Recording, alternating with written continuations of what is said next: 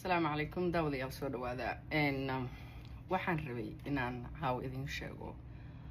travel sida la amala awaalaya ama la sheegay waxaa soo socda travel ban marka muxuu ku saleysnaan doonaa saa la socotaanba 2017kii Donald Trump markuu qabsaday madaxweynenimada oo loo dhaariyay waatuu travel banka ay Soomaalida ku jirto uu soo saaray sida intiina badan aniga ay ugu barateen bodaas xarumee marka travel bankas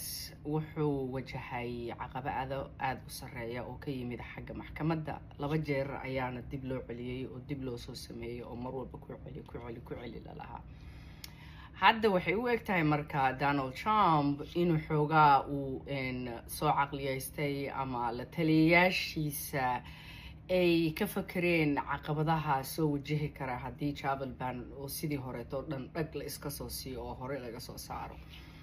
marka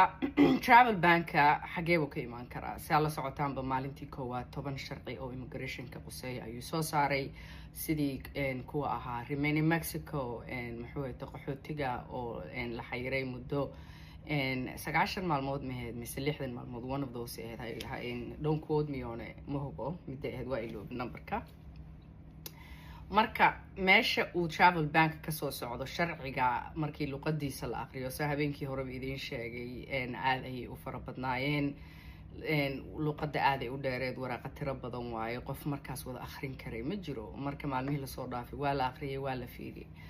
midka qaxootiga xayiraada saaray muddada go'an oo loo isticmaalay in la yiri wadanka nabadgelyadiisa ayaa ku xiran oo la yiri qaxootiga muddo muxuu ahayd intaas waa inay xayirnaadaan I think inay 9 maalmood ahayd muddo 9 maalmood ay xayirnaadaan markaas ka bacdi waxa go'aan ka gaari doona wasaaradda arrimaha dibadda iyo Homeland Security-ga DHS-ka ka bacdi ayay waxay soo sheegi doonaan in baaritaanka lagu sameeyo dadka wadamadan ama qaxootiyadan la soo qaadayo ka imaanayo kale baaritaan adag oo culus ama fiican oo durduleel badan lahayn uu yahay ama in wadanka ay ka soo socdaan ama wadamada ay ka imaanayaan oo kale baaritaanadooda ama wadooyinka ay maraan oo kale to sida ay dadka u baaraan oo kale they methods aysan nala wadaagaynin oo meeshii uu durduleel aad u fara badan uu ka jiro marka wadada ayay waxay u fureysaa marka muddadii 9 maalmood ahayd markii reportka la soo celiyo oo la yiraahdo reportkii muxuu ahaa tasaan uu yahay wadankan wadan hebel dadka baaritaanka lagu sameynayo baaritaan fiican ma ahan oo very fiican lama sameynin ama intii ayuu ka duleelaa baaritaanka markii la yiraahdo kale in la dhaho marka dadka wadamadaas ka imaanaya reportka uu soo saaray sababtoo ah reportka wadamo badan ayuu magacaabi doonaa wuxuu dhihi doonaa wadan hebel sida marka la saadaalinayo ayaa waxay tahay wadamo ay ku jirto Soomaaliya Sudan iyo Yemen in la saari doono travel ban ama xadidan oo half ah oo la dhihi doono shuruud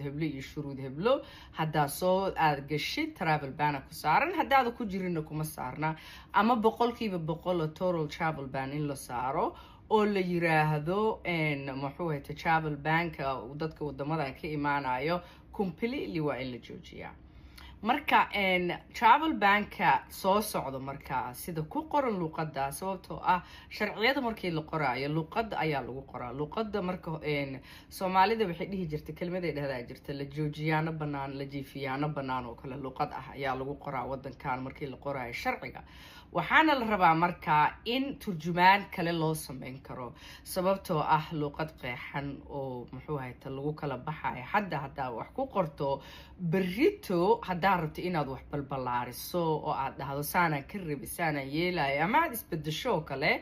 luqadaadii ayaa ku xayiri karta sidaad wax u qortaa ku xayiri karta marka luqada marka sharciyada inta badan la qorayo whenever policies are written waxaa loo qoraa si ah in berrito sidii la rabo loo turjumi karo oo aniga haddaan iraado waxaan way gaduudan yihiin kabacdi aan dhihi karo like pinki yaraa ku jiro pinkiga buu iigu jiray gaduud jaalaha intuu kasoo yaro galaa cagaarka like different ways inaan u turjumi karo oo aan oran karo meel hebla laga soo galaa meel hebla laga soo galaa marka luuqadda lagu qoray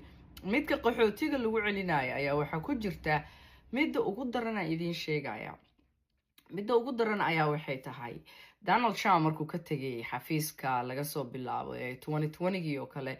waxaa reportka ka soo bixi karta dadkii la siiyay fiisayaasha wixii ka dambeeyay 2021kii oonan ku haysan wadanka dhalasho ama green card oo kale in deportation lagu sameyn karo oo la yiraahdo